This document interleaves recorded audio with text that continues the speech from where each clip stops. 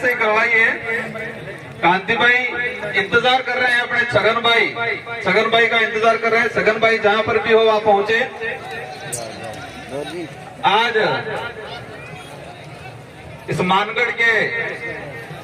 मानगढ़ धाम के इस पावन धरा पर 4 राज्य से आदिवासी समुदाय, साथ ही हमारे बीच में एससी और ओबीसी के कुछ साथी और माइनॉरिटी के कुछ साथी बिल प्रदेश की एकता को कायम करने के लिए इस मानगढ़ धाम पर एकत्रित हुए और हम सब के द्वारा 1913 में जो यहाँ पर एक शहादत हुआ था, 1500 से ऊपर बिलों को मारा गया था, उनके वंशज के रूप में हमें आज एकत्रित हुए हैं।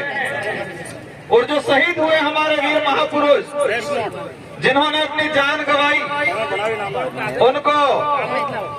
उनके जो सपने थे, उनका जो उद्देश्य था, हम सब मिलकर पूरा करने की कोशिश करें। आज इस पहाड़ी पर जो साथी आए हैं, आदिवासी समाज की अगर बात करें, राजस्थान के अंदर टोटल जनसंख्या का 12.5% जनसंख्या आदिवासी है। मध्य प्रदेश की बात करें, गुजरात की बात करें, 1 से 1.5 करोड़, और उधर महाराष्ट्र सौराष्ट्र वाले भाइयों की बात करें, 1.5 करोड़ के आसपास आदिवासी समुदाय है। लेकिन आज यहाँ पर जो अपना जमीन जगा के जो दिल से यहाँ पर आया है, वो भाई कौन है? हमारे इस कार्यक्रम में पहुंचे ऐसे भाई हैं जिनका घर का व्यवस्थित स्थिति नहीं है, जो कई साथी बेरोजगार हैं, उनके पास रुपया पैसा नहीं है, उनके पास गाड़ियां नहीं है, वो भाई समाज के लिए सबसे पहले आए हुए हैं यहाँ। जो भाई उनको कोई सुविधा नहीं है, उनके पास पैसा भी नहीं है, गाड़ियां भी नहीं है, लेकिन उनके अंदर आदिवासी समाज का खून है और उनके स्वाभिमान जो जगह है उसका आधार पे यहाँ पर आए। कई साथी ऐसे हैं हमारे, समाज का सर्टिफिकेट लगा के बड़े नेता, बड़े अधिकारी बन गए। जिस सर्टिफिकेट के आधार पे वो अधिकारी बने, अपने आप को बड़ा सुपर समझते हैं और आदिवासी समाज के लिए अलग सोच रखते हैं हमारे समाज के भाई। तो ये जो लड़ाई है, ये लड़ाई जो है, हमारे पुरखे भी लड़ते आए थे, हम भी लड़ रहे हैं और आने वाली पीढ़ी को भी लड़ना पड़ेगा। तो लड़ाई वही लोग लड़ेंगे जिनका जमीर जिंदा है, जिसका जमीर जिंदा है, जिसके अंदर आदिवासी खून जागता है, वही लड़ाई लड़ेगा। इससे ये साबित होता है कि जो पैसे वाले, गाड़ियां वाले, वो लड़ाई नहीं लड़ेंगे। देश के इतिहास उठा के देख लो, कोई भी आंदोलन हुआ है, किसी भी आंदोलन में अमीरों ने आंदोलन किया और जीते, अमीरों का आंदोलन कभी सुना?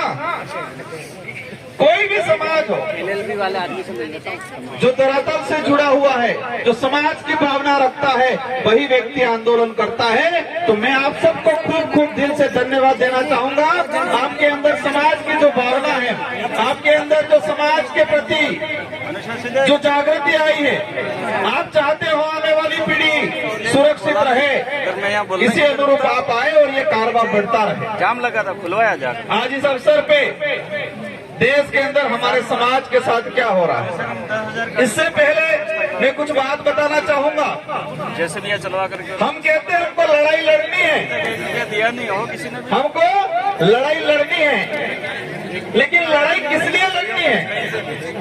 लड़ाई किस लिए लड़नी है और लड़ाई किससे लड़नी है, ये दो बातें नहीं जानेंगे। हम कहते हैं लड़ाई लड़नी है, लेकिन लड़ाई किस लिए लड़नी है और किससे लड़नी है, ये दो बातें अगर जानकारी नहीं कर पाएंगे तो हम लड़ाई लड़ नहीं पाएंगे, सिर्फ बोल पाएंगे लड़ाई लड़नी।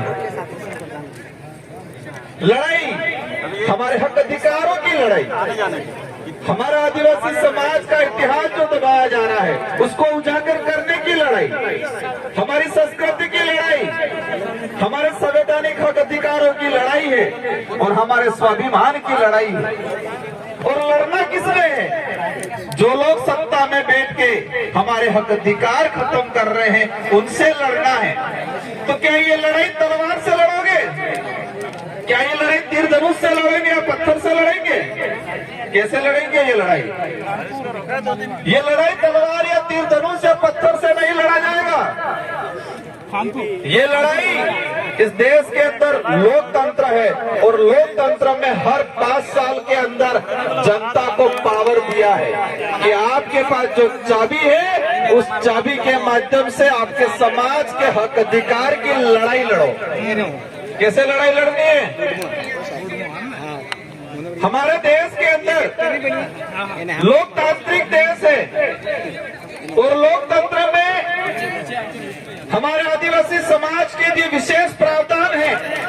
तो जो प्रावधान खत्म कर रहे हैं उस पे लड़ाई कैसे लड़नी है? 5 साल के अंदर जो बारी आती है और लोकतंत्र की जो चाबी है मत की, उस चाबी को ऐसा लगाओ कि उनके ताले जंग खा जाए तो लड़ाई जीतेंगे। बाकी हम गालियां दे देंगे, कहीं रास्ते में पत्थर मार देंगे, कहीं तलवार लेके निकल जाएंगे, धनुष लेके निकल जाएंगे, ऐसे लड़ाई नहीं लड़ी जाएगी। गुजरात के भाई सौराष्ट्र वाले आए थे, एक तो साथी और मिले। हम गुजरात में गए थे विधानसभा चुनाव प्रचार में, कह रहे थे हम तो समाज ने छाती था બધું હારું જ છે, અમે આદિવાસી સમાજને હક અધિકાર બદલે લડા, लेकिन वोट तो भाजपा में चालू पड़े इनके। लड़ाई क्या है? लड़नी किससे है वही नहीं पता है और लड़ाई लड़ने निकल जाएंगे। लड़ाई है क्या? लड़नी किससे है वो पहचान ही नहीं पा रहे हैं और हम लड़ाई लड़ने निकल जाएंगे तो वो लड़ाई जीत नहीं पाएंगे।